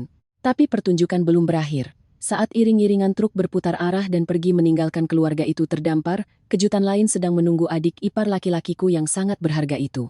Ketika kedua truk itu sudah menghilang di balik persimpangan, meninggalkan ruang yang hening dan cuaca yang memanggang, keluarga Ibu Kusuma baru mulai merapikan kekacauan untuk pulang. Ibu Kusuma berjalan sambil terus menggerutu memaki para sopir truk, hatinya sakit kehilangan 3 juta rupiah secara cuma-cuma. Lita berwajah cemberut, make-upnya sudah luntur total, menampakkan kulitnya yang kasar dan berjerawat. Ayo pulang Bu, berdiri di sini panasnya bikin mati. Kita balik ke kosan dulu baru pikirin lagi. Mas Hendra bilang nanti malam dia bakal datang buat urus si nenek lampir Fanya itu. Chandra berbicara sambil membetulkan letak celananya. Dengan lelah ia berjalan menuju mobil Mazda 3 merah yang terparkir manis di jalan masuk berbatu di dalam halaman villa. Tadi saat aku membuka gerbang untuk mereka berkeliling, Chandra dengan cepat memundurkan mobil ini dan parkir tepat di teras depan dengan niat memudahkan proses memindahkan barang-barang pribadi Hendra ke mobil. Ia mengira ini adalah rumahnya. Ia bisa parkir di mana saja ia suka. Chandra mengeluarkan kunci mobil, menekan tombol alarm, lampu sein berkedip, dan suara bip berbunyi. Ia membuka pintu sopir, berniat menyalakan mesin dan menyalakan AC agar sejuk, tetapi saat ia akan menginjak pedal gas untuk mundur, mobil itu tertahan secara paksa, tidak bergerak sedikit pun meskipun mesinnya menderu. Ada apa ini? Chandra mengeluarkan kepalanya dari jendela dan melihat ke bawah. Pemandangan di depan matanya membuatnya melotot, mulutnya menganga tak bisa berkata-kata. Roda depan bagian sopir mobilnya telah dijepit kuat oleh gembok roda spesialis berwarna kuning cerah, sangat besar dan kokoh. Gembok jenis ini biasanya terlihat di tempat parkir VIP atau digunakan oleh polisi lalu lintas untuk menilang kendaraan yang parkir sembarangan. Ibu, mobilnya digembok, teriak Chandra histeris. Ibu Kusuma dan Lita yang sedang berjalan pelan menuju gerbang, mendengar teriakan Chandra langsung panik berbalik. Mereka berlari menghampiri mobil, melihat gembok besi kuning terang yang seolah mengejek mereka di bawah sinar matahari sore. Kenapa bisa begini? Siapa yang gembok? Siapa yang berani gembok mobil anakku? Teriak Ibu Kusuma. Ia menendang kuat gembok besi itu, tapi malah membuat jari kakinya sendiri kesakitan. Baru saat itulah Chandra menemukan selembar kertas berukuran A5 yang dilakban kuat di kaca depan, tepat di pandangan sopir. Ia merobek kertas itu dengan kasar, dan membaca dengan lantang isi yang dicetak rapi dengan komputer. Pemberitahuan pelanggaran. Parkir ilegal di area properti pribadi. Kendaraan Anda telah digembok sesuai peraturan keamanan internal. Silakan hubungi pemilik rumah untuk membayar denda dan membuka gembok. Besaran denda ditentukan melalui kesepakatan. Perhatian! Segala tindakan merusak gembok akan dianggap sebagai tindak pidana perusakan properti. Chandra meremas kertas itu di tangannya, wajahnya merah padam karena marah. Ia mendongak ke arah balkon lantai 2, di mana aku berdiri bersedekap melihat ke bawah dengan ekspresi tenang. Fanya, turun kamu sekarang. Kamu main-main ya. Buka gemboknya, aku mau pulang. Teriak Chandra sambil menunjuk-nunjuk wajahku. Aku tersenyum lembut dan menjawab dari atas. Loh Chandra, kamu ini aneh. Ini kan halamanku, tanah pribadi pakai sertifikat hak milik resmi, kamu sembarangan masukin mobil dan parkir tanpa izin, ya wajar dong ku gembok sesuai aturan. Di apartemen mewah atau mall juga peraturannya begitu. Di mana bumi dipijak, di situ langit dijunjung. Junjung palamu. Buka sekarang atau ku hancurkan rumah ini, ancam Chandra beringas. Silakan saja hancurkan. CCTV-nya lagi merekam nih. Kalau soal buka gembok, maaf ya, aku lagi sibuk. Aku ada jadwal perawatan kulit di spa sekarang. Kuncinya sudah kutaruh di dalam brankas. Sekarang aku harus pergi. Kamu tinggalin aja mobilnya di situ. Kapan-kapan kalau aku lagi senggang, aku pulang dan kubukakan. Biaya inap parkir di kawasan Pondok Indah ini mahal ho, sekitar 300.000 semalam. Mending kamu mulai siapin uangnya dari sekarang. Setelah selesai bicara, aku berbalik masuk ke dalam rumah, menutup pintu balkon, mengabaikan teriakan dan makian dari 3 ibu dan anak itu yang menggema dari halaman yang terik. Aku sangat tahu mereka tidak akan berani merusak rumahku karena takut disuruh ganti rugi, dan mereka juga tidak mungkin meninggalkan mobil itu karena itu adalah aset paling berharga yang sedang digunakan Chandra. Walaupun mobil itu atas nama Hendra dan masih dicicil. Aku menuruni tangga, menuju pintu belakang, di mana aku sudah memesan taksi online yang menungguku di jalan internal di belakang area villa. Aku pergi meninggalkan keluarga mantan suamiku bergulat dengan gembok roda dan teriknya matahari Jakarta. Pelajaran tentang menghormati hak milik orang lain harus mereka pelajari sampai hafal di luar kepala. Setelah kepergianku, suasana di halaman villa semakin pengap dan tegang. Ibu Kusuma duduk endeprok di undakan batu teras yang panas, menggunakan topi caping bekas yang ia temukan untuk mengipas-ngipas dirinya dengan cepat. Mulutnya tak henti-henti mengeluh soal nasib sialnya dan menantu perempuannya yang kejam. Lita masuk ke dalam mobil agar tidak kepanasan, tapi karena mobil tidak bisa bergerak, menyalakan AC di tempat dalam waktu lama membuat indikator bensin menunjuk ke arah empty. Ia terpaksa mematikan mesin, membuka kaca jendela, dan menahan penderitaan. Chandra mondar-mandir mengelilingi mobil bagai hewan yang terluka. Ia menendang ban mobil sambil mengumpat tak keruan. Ia mencoba berbagai cara untuk mencungkil gembok itu, tapi sia-sia. Gembok itu terbuat dari baja keras dan mencengkeram erat velg mobil paduan aluminiumnya. Sialan, aku nggak percaya ini nggak bisa dibuka, desis Chandra di sela-sela giginya. Ia mengeluarkan ponsel, mencari jasa tukang kunci panggilan di internet. Setelah beberapa kali menelepon, sekitar 20 menit kemudian, seorang tukang kunci bermotor datang. Tukang kunci tua yang memakai kacamata baca itu meneliti mobil dan gembok roda khusus tersebut. Halo Pak, tolong bantu buka gembok ini dong. Saya dikerjain sama pemilik rumah sialan ini, lapor Chandra tergesa-gesa. Tukang kunci itu membenarkan letak kacamatanya, mengamati gembok itu baik-baik lalu bertanya dengan nada datar, ini mobil siapa? STNK-nya mana? Mobil kakak saya. STNK-nya dibawa dia, tapi ini mobil keluarga saya kok. Bapak buka aja, berapapun biayanya saya bayar. Tukang kunci itu menggelengkan kepala sambil mengibaskan tangannya. Wah, nggak bisa mas. Ini kode etik profesi. Harus ada pemilik asli dan dokumen lengkap, baru saya berani kerja. Nanti kalau ini mobil curian atau mobil sengketa, terus saya buka dan saya ditangkap polisi, gimana? Lagi pula, gembok ini barang impor kualitas tinggi, harus pakai kunci master khusus atau dipotong pakai alat pemotong hidrolik. Dicungkil pakai tangan kosong nggak bakal mempan. Kalau dipotong paksa, velg mobilnya pasti ikut rusak. Chandra memelas. Bantuin dong pak, saya bayar 2 kali lipat. Ini beneran mobil keluarga saya. Aduh, maaf ya, saya nyerah deh. Lihat gemboknya aja saya tahu ini barang mahal. Apalagi ini di dalam halaman villa segede ini, kalau berurusan sama hukum bisa berabe. Mas panggil pemilik rumahnya aja, atau lapor polisi. Setelah berkata begitu, bapak tukang kunci menyalakan motornya dan langsung pergi. Tak berani berlama-lama 1 detik pun. Harapan terakhir Chandra pun pupus. Kemarahan Chandra memuncak ke ubun-ubun. Ia melihat sekeliling halaman dan menemukan sebuah batu bata merah tergeletak di sudut taman, mungkin tertinggal oleh tukang bangunan. Ia memegang batu bata itu dengan erat, melangkah menuju roda mobil. Aku hancurkan gembok ini biar kamu nggak bisa nahan mobilku lagi, teriak Chandra. Ibu Kusuma yang melihat anak laki-lakinya akan berbuat nekat, panik dan mencoba mencegahnya. Jangan nak, jangan sampai ngerusak mobilnya, nanti dari mana uang buat servisnya? Velg itu kan mahal harganya.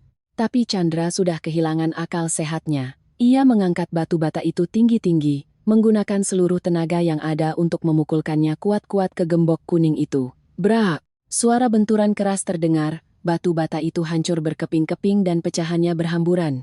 Namun gembok baja itu tidak bergeming, hanya cat permukaannya yang sedikit tergores. Sebaliknya, pukulan Chandra yang kuat dan tidak akurat itu membuat batu batanya membentur bodi mobil tepat di lengkungan roda, membuat penyok besar dan merusak lapisan cat merah mengkilapnya. Lebih parah lagi, velg paduan aluminium yang mahal itu juga retak cukup besar karena benturan keras tersebut. Chandra menurunkan tangannya yang terkulai, melihat akibat perbuatannya sendiri dengan wajah pucat pasi tanpa setetes darah pun. Mobil yang selalu ia jaga layaknya barang rapuh, kini tampak sangat menyedihkan. Lita yang berada di dalam mobil mengeluarkan kepalanya dan berteriak, "Mas Chandra gila ya? Mobilnya sampai penyok semua. Mas Hendra pulang nanti kamu bisa dibunuh sama dia."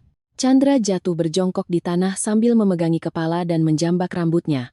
Ia benar-benar tak berdaya. Kekuatan otot dan sikap premannya sama sekali tak berguna di hadapan ketegasan hukum dan perhitunganku yang dingin.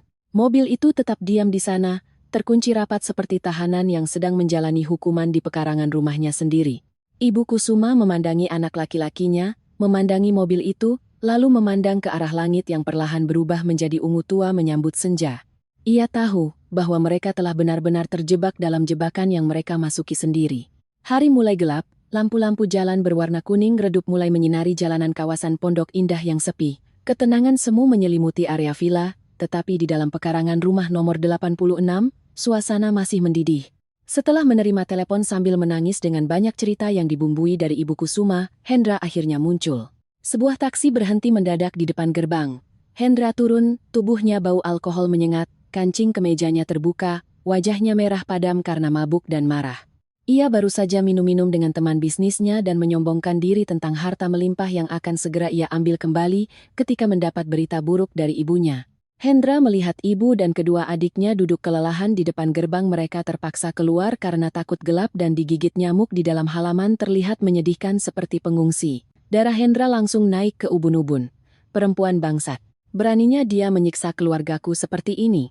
Tanpa repot-repot menanyakan keadaan ibu atau adiknya, Hendra berlari lurus ke bagasi belakang mobil Mazda yang rodanya digembok. Bagasi mobil tidak terkunci, ia membongkar isinya, dan mengeluarkan sebuah tongkat bisbol logam yang mengkilap.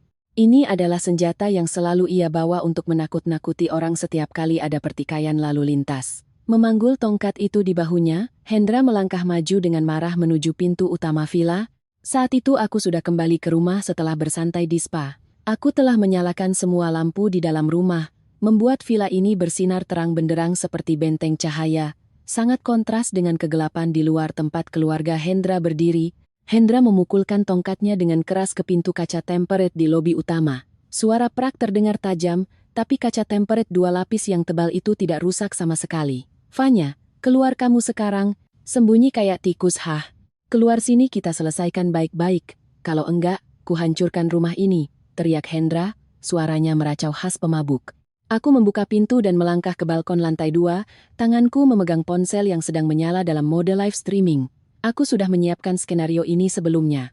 Akun media sosialku memiliki jumlah pengikut yang cukup besar berkat bisnis onlineku. Dan saat ini, ribuan pasang mata sedang menyaksikan aksi Hendra. Aku mengarahkan kamera ke bawah, menyorot jelas wajah garang dan kelakuan preman Hendra. Aku berbicara dengan suara tenang tapi cukup keras agar bisa didengar oleh Hendra maupun para penonton live streaming. Halo semuanya, ini adalah wajah Bapak Hendra, Direktur Perusahaan X. Silakan semuanya lihat bagaimana kelakuan dia terhadap mantan istri dan keluarganya setelah bercerai. Ia sedang memegang senjata tajam, mengancam nyawa saya, dan merusak properti saya di tempat tinggal pribadi saya. Melihatku merekamnya, Hendra semakin kalap. Ia menunjuk ke udara dengan tongkatnya. Kamu rekam apa Matikan sekarang atau naik ke atas sana ku hancurkan HP-mu. Kamu pikir bisa nakut-nakutin aku? Aku ini suamimu, rumah ini milikku. Suka-suka aku mau ngapain. Mas Hendra, kita sudah cerai. Putusan pengadilan sudah berkekuatan hukum tetap sejak sore tadi. Kamu sekarang hanyalah orang asing. Kamu sedang menerobos pekarangan rumah orang tanpa izin dan mengancam warga negara. Ribuan orang sedang menonton live ini. Apa kamu mau citra direktur elegannya hancur berkeping-keping? Hendra tertegun sejenak. Meski mabuk, ia masih memiliki sedikit akal sehat jika menyangkut gengsinya. Tapi rasa kesal karena dipermainkan olehku membuatnya tidak bisa mengendalikan diri. Ia kembali mengangkat tongkatnya, berniat memukul pintu kaca sekali lagi. Aku nggak takut. Kembalikan uangku. Kembalikan 2 miliar yang kamu tipu buat aku tanda tangani surat pisah harta itu. Tepat saat tongkat Hendra hampir mengenai kaca, suara yang berat dan penuh wibawa terdengar dari arah gerbang. Saudara Hendra, saya sarankan Anda berhenti sekarang juga, kalau tidak mau tidur di sel tahanan malam ini. Hendra menoleh dengan cepat. Berdiri di gerbang adalah pengacara Tirta, perwakilan hukumku, beserta 2 bodyguard berbadan tegap berpakaian serba hitam. Pengacara Tirta melangkah masuk ke halaman. Dengan sikap berwibawa, tangannya menjinjing tas kulit khasnya. Hendra menyipitkan mata. Bapak siapa? Pengacara langganannya si Fanya? Pergi dari sini, jangan ikut campur urusan rumah tanggaku. Pengacara Tirta membetulkan letak dasinya, melangkah mendekat dan berdiri menghalangi antara Hendra dan pintu rumahku.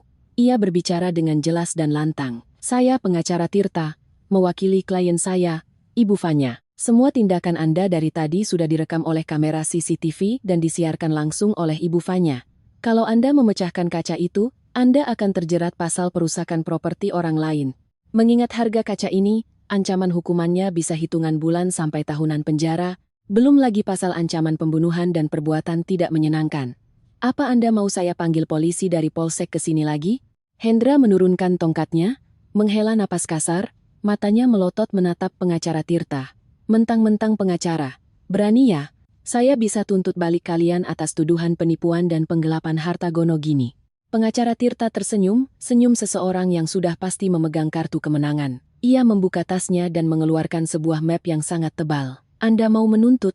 Bagus sekali. Kami justru menunggu tuntutan Anda. Tapi sebelum menuntut, silakan lihat ini dulu. Inilah alasan mengapa saya ada di sini malam ini. Di bawah cahaya lampu taman yang menyorot dari semak-semak hias, map di tangan pengacara Tirta tampak seperti surat hukuman mati bagi Hendra. Hendra mengangkat dagu, masih berusaha terlihat tegar. Apa ini? Jangan coba-coba nakutin aku pakai kertas rongsokan. Pengacara Tirta dengan tenang menyerahkan halaman pertama pada Hendra. Itu adalah foto-foto yang sangat jelas. Di foto itu, Hendra sedang memeluk erat seorang gadis muda berpakaian minim di lobi sebuah hotel mewah. Foto lain menunjukkan mereka berdua sedang check-in di resepsionis. Dan foto terakhir, yang paling mematikan, adalah foto Hendra sedang menandatangani tagihan kamar hotel. Wajah Hendra langsung berubah warna, ia merebut kertas itu, tangannya gemetar hebat. Ini dari mana? Kalian memata-mataiku ya? Itu adalah bukti perselingkuhan selama masa pernikahan. Tapi itu belum semuanya, lanjut pengacara Tirta, suaranya dingin setajam pisau. Yang lebih penting ada di halaman berikutnya. Silakan Anda lihat rekening koran bank ini. Hendra membalik halaman berikutnya, angka-angka itu seolah menari di depan matanya. Itu adalah riwayat transaksi detail dari rekening pribadi Hendra dan rekening perusahaan atas nama Hendra. Baris-baris transaksi itu ditandai dengan stabilo kuning terang agar sangat mencolok. Tanggal sekian. Transfer ke Ibu Kusuma 300 juta. Berita transfer, uang jajan Ibu. Tanggal sekian. Transfer ke Chandra 800 juta. Berita transfer, bantu bayar utang adik. Tanggal sekian. Tarik tunai di cabang 900 juta. Total keseluruhan adalah 2 miliar.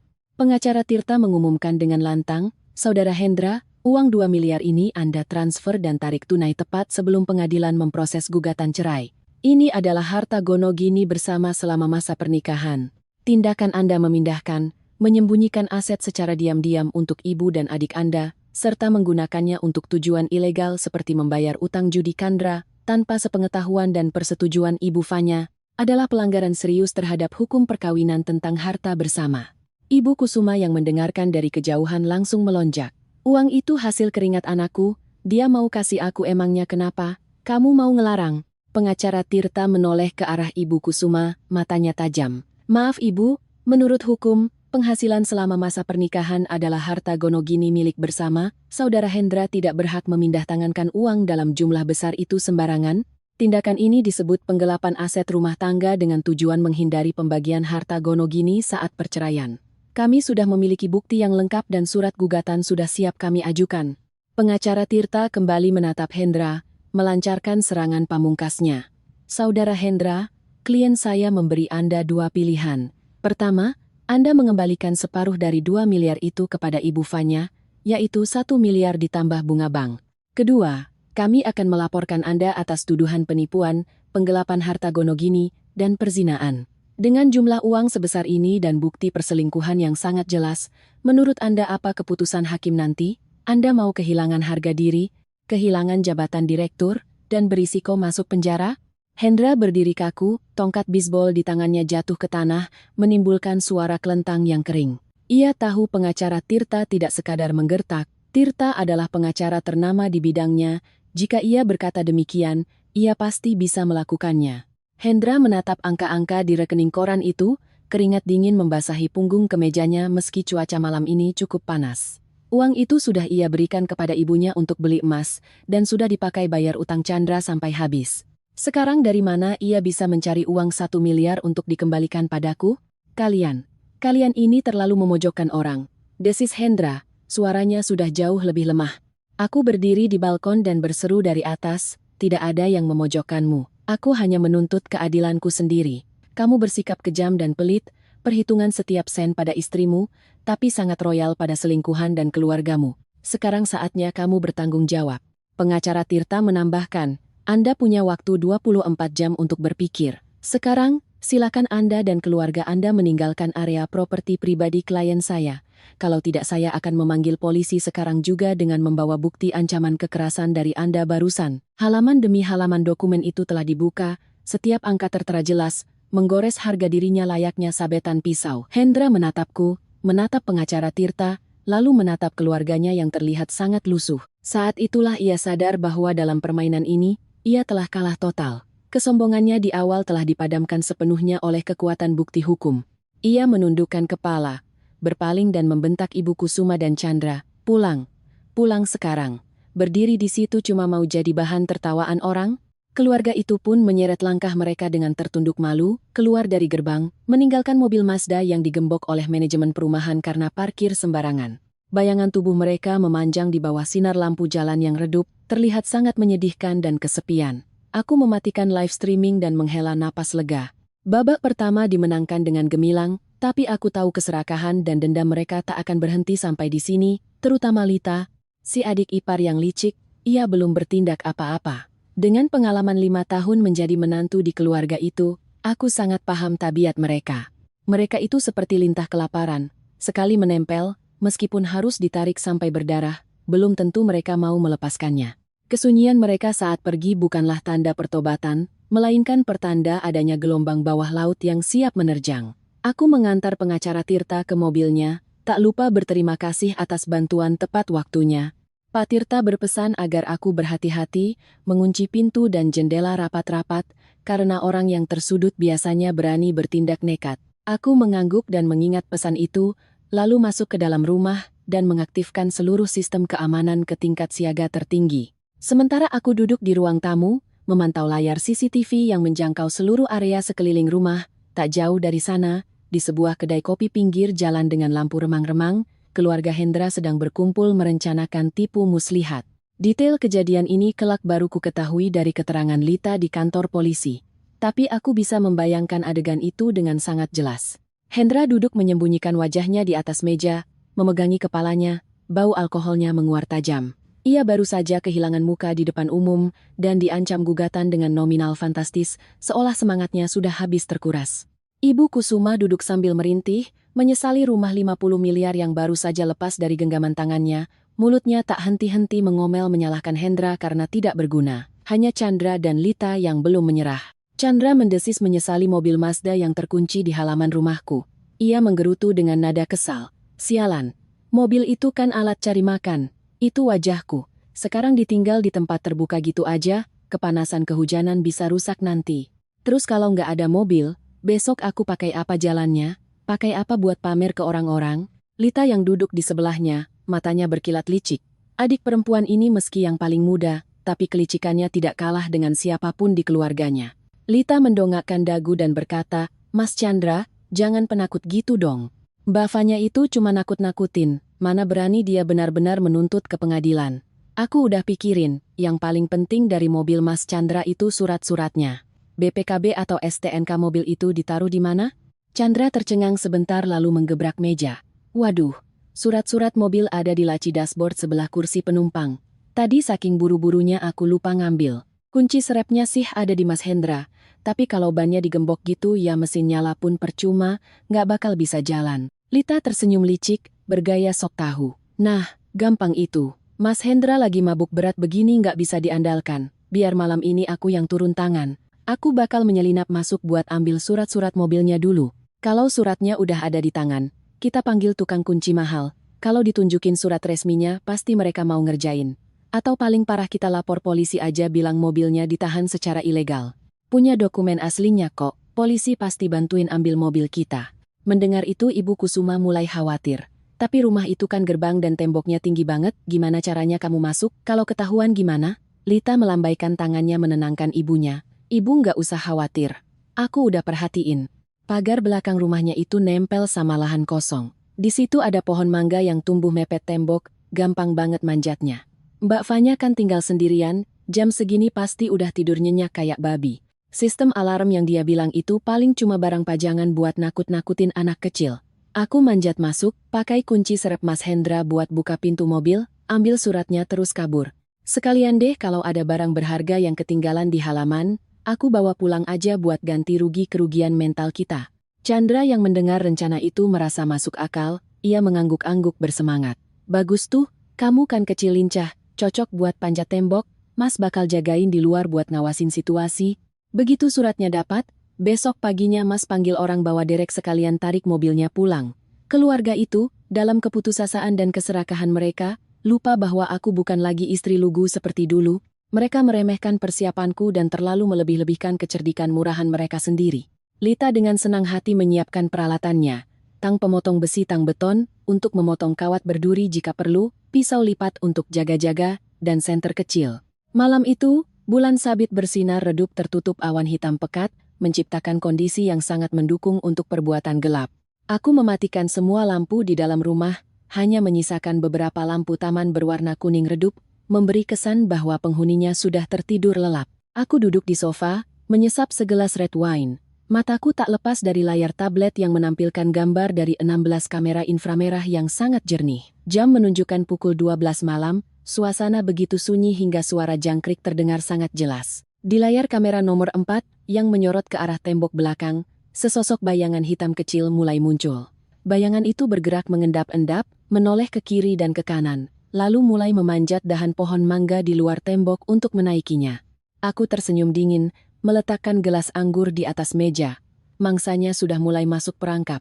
Lita berpikir kegelapan adalah sekutunya, tapi ia tidak tahu bahwa teknologi modern telah mengubah malam menjadi siang bagi mereka yang mengawasi. Melalui layar kamera inframerah, aku bisa melihat setiap gerak-gerik Lita dengan jelas.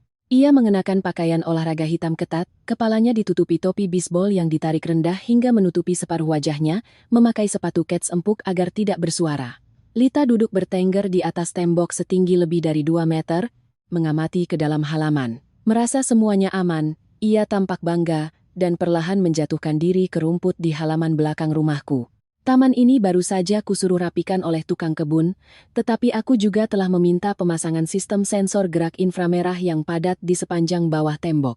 Sinar inframerah tak kasat mata itu saling menyilang seperti jaring laba-laba raksasa yang tidak bisa dilihat oleh mata telanjang. Kaki Lita baru saja menyentuh tanah, dan ia langsung memotong pancaran sinar sensor tersebut.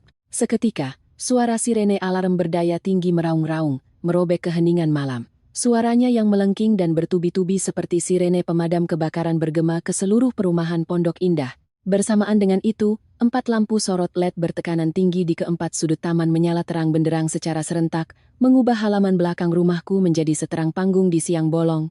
Lita yang tersorot langsung oleh cahaya menyilaukan ke arah matanya, menjadi sangat buta sesaat dan panik luar biasa. Suara sirene yang melolong membuatnya tersentak, jantungnya berdebar kencang seakan mau copot dari dadanya. Ia kelabakan dan berniat memanjat kembali ke atas tembok untuk kabur, tapi karena terlalu ketakutan, kaki dan tangannya lemas, ia terpeleset dan jatuh terjerembab di atas rumput. Pada saat yang sama, dari pos satpam kompleks perumahan, 2 petugas keamanan yang sedang piket malam mendengar sinyal alarm dari rumahku. Mereka mengendarai motor listrik dan tiba dalam waktu kurang dari 2 menit. Gerbang utama otomatis terbuka atas kendaliku dari jauh. Aku berjalan keluar ke halaman belakang, masih memegang ponselku, dengan santai seperti sedang jalan-jalan sore. Di depanku, Lita sedang meringkuk, tangannya menutupi wajah untuk menghindari silau lampu sorot. Di sebelahnya terdapat tas peralatan yang isinya berserakan, tang potong, pisau, dan senter. 2 satpam berbadan tegap itu langsung menerjang dan menyergap Lita di tempat. Salah satunya membentak keras, "Diam di tempat." "Angkat tangan, tengah malam buta begini bobol rumah orang mau ngapain?" Lita gemetar dan tergagap menyangkal, "Pak, tolong lepaskan saya. Saya cuma mau nyari kucing saya yang hilang. Saya bukan pencuri." Aku melangkah mendekat, menatap ke arah adik ipar mantan suamiku yang sedang gemetar seperti ayam kedinginan. Aku berkata dengan nada menyindir, "Nyari kucing kok bawa tang pemotong besi sama pisau lipat segala, ya? Emangnya kamu mau operasi kucing atau mau memotong gembok rumahku?" Lita mendongak, melihat wajahku, dan seketika pucat pasi. Ia tahu dirinya sudah tertangkap basah, tak ada jalan lagi untuk mengelak. Chandra yang bertugas mengawasi di luar jalan, mendengar suara sirene yang memekakan telinga itu langsung ketakutan setengah mati. Alih-alih mencari cara untuk menyelamatkan adiknya, sifat pengecutnya langsung mengambil alih. Ia menyalakan mesin motor-motor pinjaman dari temannya, dan tancap gas lari terbirit-birit, membiarkan Lita sendirian dikepung. Hanya 10 menit kemudian, mobil dari Polsek tiba lagi. Kali ini masih Kompol Bima bersama 2 anggota lainnya. Mereka melihat TKP, melihat barang bukti berupa alat-alat tajam, dan menggelengkan kepala muak. Kompol Bima berkata tegas, "Keluarga ini lagi rupanya? Tadi sore bikin keributan, malamnya berani manjat tembok masuk rumah orang. Tindakan ini memenuhi unsur percobaan pencurian dan memasuki pekarangan orang tanpa izin secara terencana. Silakan saudari ikut kami ke Polsek untuk diproses." Lita menangis histeris, menoleh ke arahku sambil memohon, "Mbak Fanya, tolongin aku Mbak. Aku tahu aku salah. Aku janji nggak bakal berani lagi. Mbak tolong bilangin bapak polisinya supaya lepasin aku." Aku memalingkan muka dengan dingin. "Waktu kamu manjat tembok masuk ke sini, apa kamu ingat kalau kita ini pernah jadi keluarga? Sekarang biarkan hukum yang berjalan, aku tidak punya hak untuk ikut campur." Polisi memborgol tangan Lita dan membawanya naik ke mobil patroli. Suara sirene kembali meraung, tetapi kali ini adalah sirene hukuman. Aku berdiri memandang kepergian mobil itu hingga menghilang dari pandangan. Hatiku tidak tergerak sedikit pun oleh rasa kasihan.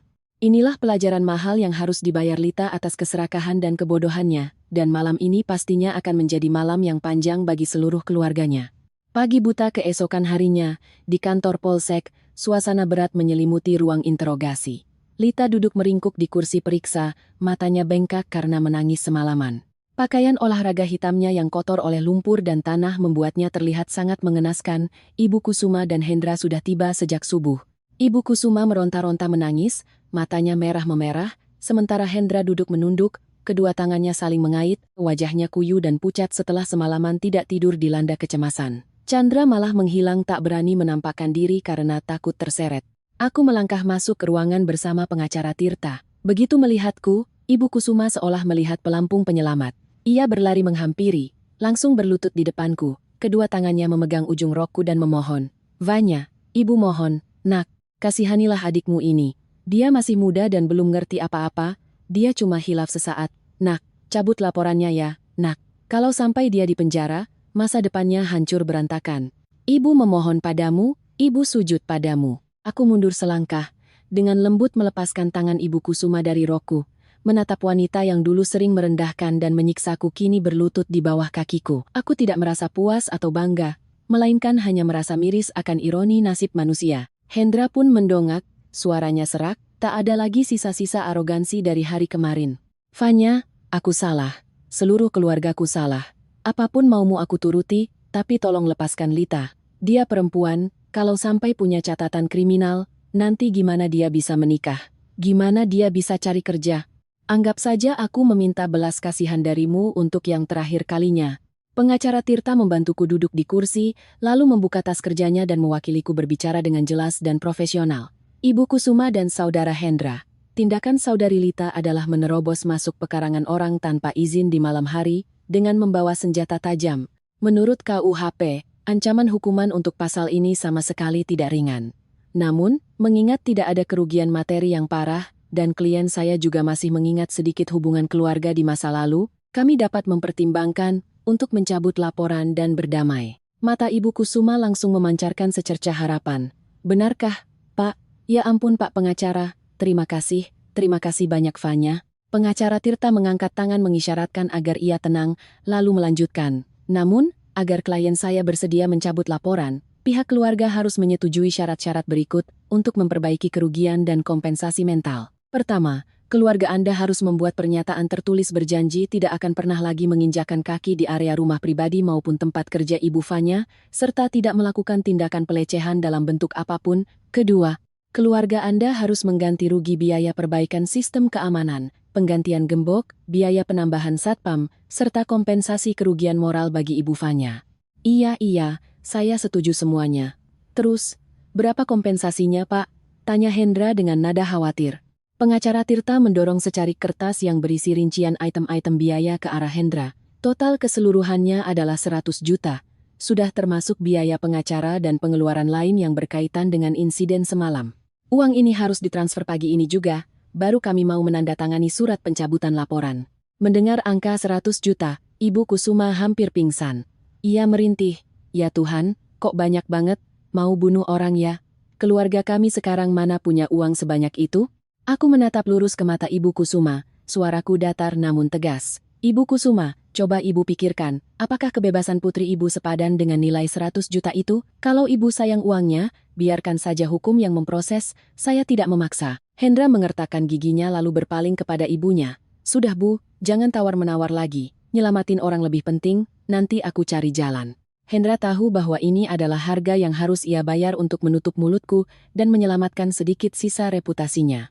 Kalau kasus ini sampai masuk pengadilan, bukan cuma Lita yang masuk penjara, tapi keburukan keluarganya juga akan terpampang di media. Kalau sudah begitu, dengan muka apa ia bisa menjalankan bisnisnya? Akhirnya, disaksikan oleh pihak kepolisian, Hendra dengan gemetar menandatangani surat pernyataan itu.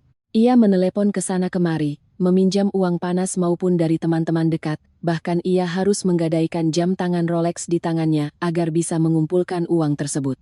Ketika bunyi notifikasi transfer masuk ke rekeningku terdengar, saat itu jugalah Hendra ambruk di atas meja, benar-benar kelelahan.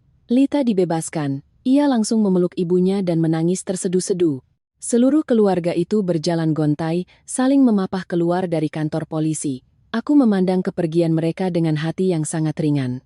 Uang 100 juta ini akan kusedekahkan untuk beramal, kuanggap sebagai tabungan pahala untuk anakku nanti. Karena uang dari tangan mereka, aku sama sekali tidak berminat untuk memakainya. Setelah membayar denda dan uang kompensasi kepadaku, keluarga Hendra benar-benar jatuh miskin.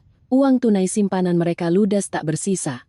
Utang mulai menumpuk, rumah kontrakan sempit itu juga sudah mereka kembalikan. Kini mereka tak punya tempat bernaung di Jakarta. Hendra memutuskan untuk membawa keluarganya pulang ke kampung halaman untuk sementara waktu guna menghindari kejaran utang dan menunggu badai berlalu. Sore itu juga, mereka menyewa sebuah mobil pickup tua, jenis mobil bak terbuka butut yang murah untuk menghemat biaya. Menumpuk seluruh barang-barang mereka yang berantakan ke bak belakang mobil, baju-baju, selimut, kipas angin, dan beberapa kardus barang-barang remeh yang Ibu Kusuma bersikeras tidak mau membuangnya. Tumpukan barang di mobil itu menjulang tinggi dan bergoyang-goyang, seperti perahu kelebihan muatan yang siap tenggelam dihantam badai. Hendra mengemudi, Ibu Kusuma duduk di tengah, Lita duduk di kursi penumpang pinggir, sementara Chandra terpaksa duduk berjongkok di bak belakang yang sempit bersama tumpukan tas dan kardus. Setelah semalaman berdiskusi dalam kepahitan dan rasa malu, pagi ini mereka memutuskan mengemasi barang dan menyewa mobil kembali ke kampung. Mobil pikap itu melaju pelan meninggalkan ibu kota yang gemerlap, meninggalkan mimpi-mimpi kekayaan yang telah menguap menjadi asap. Suasana di dalam mobil suram dan berat, tak ada satupun yang berbicara. Hanya terdengar helaan napas panjang Ibu Kusuma dan raungan mesin mobil yang bising. Setelah menempuh jarak sekitar 30 km sampai ke jalan raya provinsi yang sepi, tiba-tiba sekelompok polisi lalu lintas, Polantas, memberi isyarat agar mobil berhenti.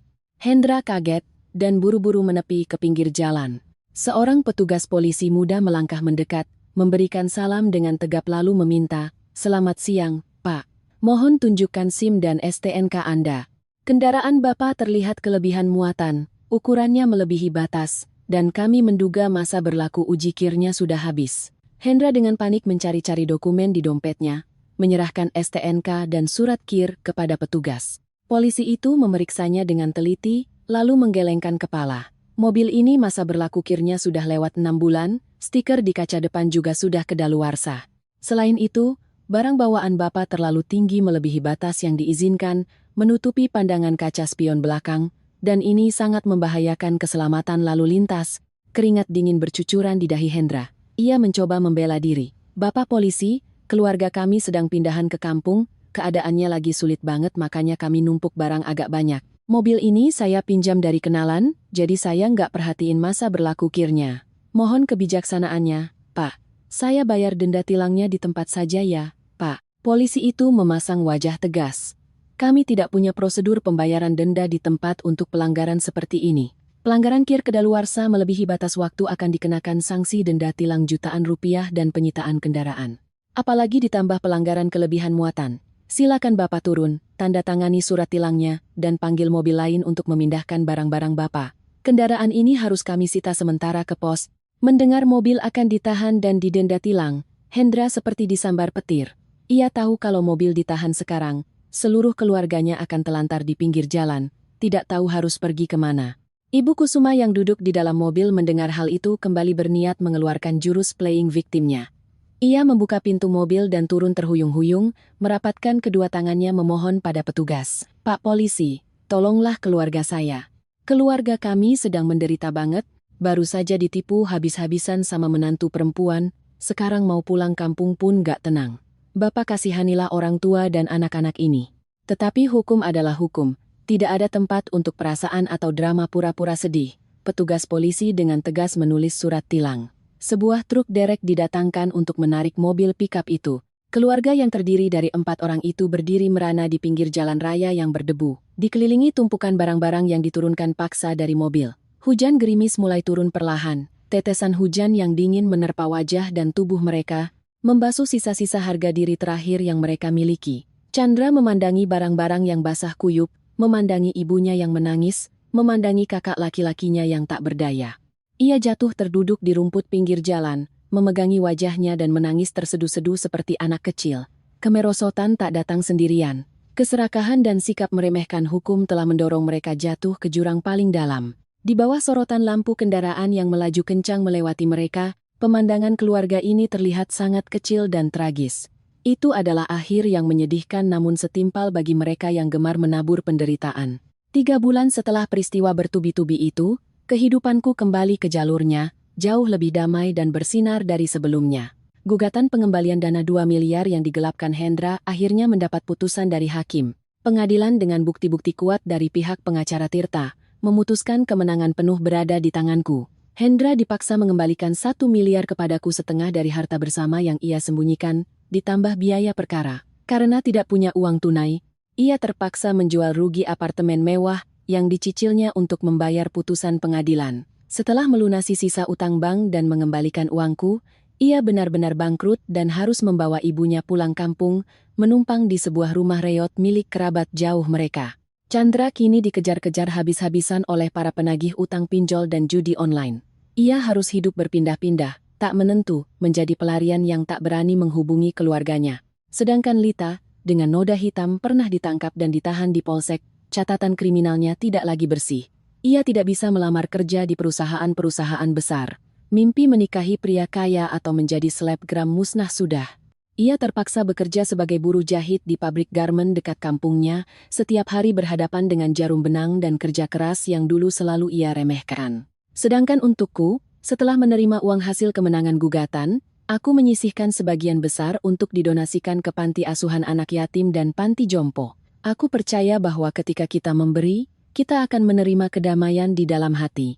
Sisa uangnya kugunakan untuk mewujudkan mimpi yang sudah lama kupendam, liburan panjang ke Eropa. Aku telah menjejakkan kaki di Paris yang megah, memandangi Menara Eiffel yang bersinar terang benderang. Aku telah naik perahu gondola menyusuri kanal-kanal biru jernih di Venesia, dan berdiri di depan Koloseum kuno di Roma untuk merasakan keagungan sejarah. Perjalanan ini membuka wawasanku, menyembuhkan luka-luka di hatiku, dan membantuku menyadari nilai diriku yang sesungguhnya.